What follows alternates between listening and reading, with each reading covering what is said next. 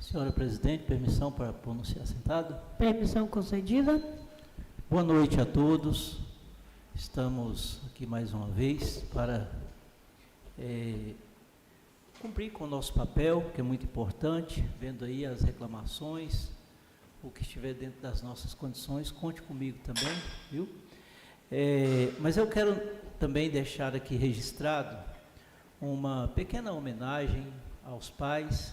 Ontem a gente passou pela comemoração do Dia dos Pais e eu achei por bem de trazer aqui uma pequena homenagem, quero ler aqui alguns versículos em Lucas capítulo 15, para que a gente possa refletir quanto é importante o papel de um pai, É muito importante ser reconhecido e nem sempre, às vezes, da parte dos filhos, nem todos, exceto que tem exceção,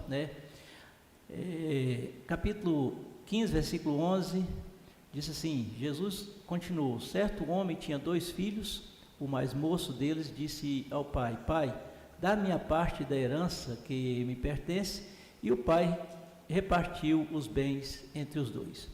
Poucos dias depois, o filho mais moço ajuntou tudo, partiu para uma terra distante e ali desperdiçou os seus bens, vivendo irresponsavelmente. Versículo 17 diz, então caindo em si, disse, quantos trabalhadores tem o meu pai, tem abundância de pão, e eu aqui passando fome. Eu me levantarei, irei ter com meu pai, e lhe direi, pai, pequei contra o céu e perante ti, já não sou digno de ser chamado seu filho. Versículo 22 diz, versículo 22 diz, o pai, porém, disse aos seus servos, trazei depressa a melhor roupa, vesti-o com ela e ponde-lhe um anel na mão e sandália nos pés, trazei um bezerro gordo, matai, comamos e alegramo-nos, pois este meu filho estava morto e reviveu. Bem, pessoal, você que está presente, você que está nos ouvindo de casa, eu quero dizer que a escolha de ser um pai, às vezes ela vem por um momento, uma emoção, mas as consequências vêm junto também, mas no final prova o quanto um pai ama, Eu quero dizer que no versículo 11 e 12, o filho, quando ele escolhe a decisão de pedir ao pai a sua herança, ele está ali abrindo mão dos princípios da família, Nós observamos que hoje muitos filhos às vezes decidem abandonar a casa do pai, às vezes de uma forma dissoluta ele resolve deixar tudo e viver uma nova experiência de vida, Quando o filho escolhe abrir mão, a pedir uma herança, ele está menosprezando, ou seja, ele nunca ouviu o conselho de um pai, o quanto foi difícil para levá-lo até a condição que ele está. Nós vimos aqui os resultados que a secretária está trazendo, nós vimos aqui os lamentos a respeito das situações que estão acontecendo nos últimos tempos, e entendemos que todas essas coisas é em função de os nossos filhos, e a contribuição dos pais, ela é sempre presente.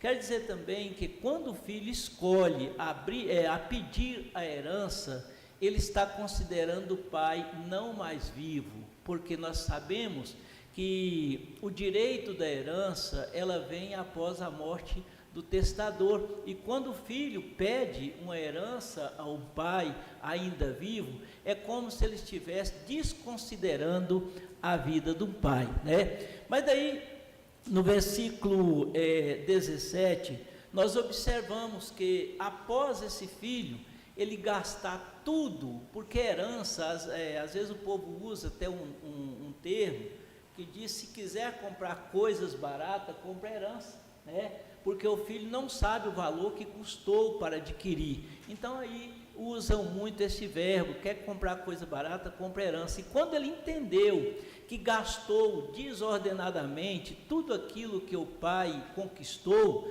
aí ele arrepende e volta para casa. Ele resolve a voltar para casa. E quando ele pensa em voltar para casa, ele faz um planejamento. Eu preciso chegar e começar a conversar com meu pai. Eu vou chegar na casa do meu pai, eu vou dizer para ele: pai, eu pequei perante o céu, eu pequei diante de ti, não sou digno de ser chamado seu filho, mas me tenha como um dos seus trabalhadores. Mas o mais importante de tudo, que o pai releva todas essas coisas. Ele ouve tudo isso, ele atende os pedidos do seu filho, deixa ele ir, ele vive a experiência dele, ele sofre, ele perece, ele arrepende, ele volta. Mas quando ele vem de longe, o pai o vê, o pai o abraça, o pai o beija e leva para casa e promove uma festa.